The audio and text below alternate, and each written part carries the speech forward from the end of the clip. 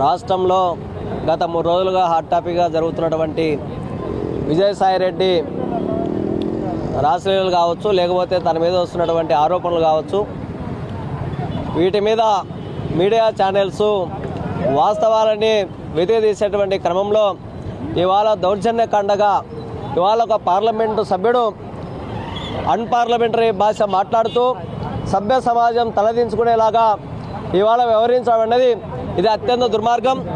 ఏదైనా ఈ సమాజంలో అవినీతిని కానీ లేకపోతే ఇతర అంశాలని వెతికితీస్తున్నటువంటి మీడియాను ఇవాళ దుర్భాషలాడేటువంటి చర్య ఏదైతే ఉందో ఇది పిరికిపంద చర్య. తక్షణమే బేషరతుగా జర్నలిస్టు సోదరులందరికీ క్షమాపణ చెప్పాలని చెప్పి నేను డిమాండ్ చేస్తూ ఉన్నాం. వాస్తవాలు ఏంటనేటువంటిది రానున్న రోజుల్లో తేలుతాయి.